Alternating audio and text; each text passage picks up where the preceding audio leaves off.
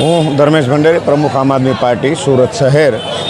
આજે સુરત મહાનગરપાલિકાના ward number 15 ખાતે કોળી સમાજના ઘણા બધા આગેવાનો, ઘણા બધા યુવાનો, એડવોકેટ ચેતનભાઈ બારૈયાની ટીમ, એમના સમગ્ર સાથીઓ આમ આદમી પાર્ટીમાં જોડાયા અને આજના કાર્યક્રમમાં ખાસ આમ આદમી પાર્ટીના ગુજરાત પ્રદેશ યુવા પ્રમુખ ભાઈ શ્રી બ્રિજરાજભાઈ સોલંકી પોતે પધારવાના હતા, પરંતુ પોલીસ તંત્રએ કોઈ ખોટી અફવાઓના કારણે એની ધરપકડ કરી અને એમને છેક ભાવનગર સુધી એમને મૂકી આવ્યા।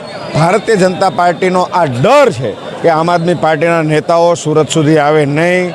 કોળી સમાજના આગેવાન, આમ આદમી પાર્ટીના પ્રદેશ યુવા પ્રમુખ ભાઈ શ્રી બ્રિજરાજભાઈ સોલંકીની આગેવાનીમાં ખૂબ જ મોટા પ્રમાણમાં લોકો જોડાવાના હોય, અમારા કાર્યક્રમને ડિસ્ટર્બ કરવાના ખૂબ પ્રયાસો કર્યા, પણ એ તમામ પ્રયાસો નિરર્થક સાબિત થયા અને હજારોની સંખ્યામાં આજે આમ આદમી પાર્ટી સાથે કોળી સમાજના યુવાનો, નાગરિકો, ભાઈઓ બહેનો જોડાયા।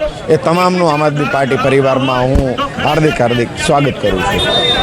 મથુરભાઈ બલદાણિયા, પ્રદેશ જોઈન્ટ સેક્રેટરી અને કરંજ વિધાનસભા કો ઇન્ચાર્જ। આજે કરંજ વિધાનસભાના વિસ્તારમાં આમ આદમી પાર્ટીની જનસભા હતી। આ જનસભામાં કોળી સમાજના યુવા નેતા અને પ્રદેશ યુવા અધ્યક્ષ બ્રિજરાજભાઈ સોલંકી ઉપસ્થિત રહેવાના હતા, પણ ભ્રષ્ટ ભાજપના ઇશારે કામ કરતી પોલીસે એનકેન પ્રકારે બ્રિજરાજભાઈને આ સભા સુધી પહોંચવા દીધા નથી।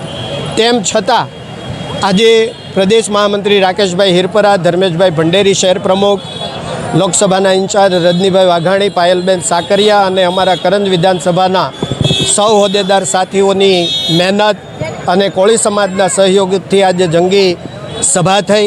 આ સભાની અંદર કોળી સમાજના યુવા આગેવાન, એડવોકેટ ગ્રુપના અગ્રણી ભાઈ શ્રી ચેતનભાઈ બારૈયા અને એમની આખી ટીમ, ભાઈઓ બહેનો, 200થી 250 લોકોની આમ આદમી પાર્ટીમાં પ્રવેશ આપવામાં આવ્યો છે અને આજની આ જંગી બહુ સભામાં બહોળી સંખ્યામાં 5000થી વધુ ભાઈઓ બહેનો ઉપસ્થિત રહ્યા અને સભાને સફળ બનાવી હતી। સૌએ સાથે મળી અને એક સંકલ્પ કર્યો કે આવનારી નગરપાલિકાની ચૂંટણીની અંદર ભ્રષ્ટ ભાજપની તાનાશાહી અને ગુલામીમાંથી મુક્ત થવા માટે અમે આમ આદમી પાર્ટીની સાથે છીએ અને આમ આદમી પાર્ટીને જીતાડવા માટે અમે અથાગ પ્રયાસ કરીશું એવી લાગણી સૌએ વ્યક્ત કરી છે। આ તકે સૌનો હૃદયપૂર્વક આભાર।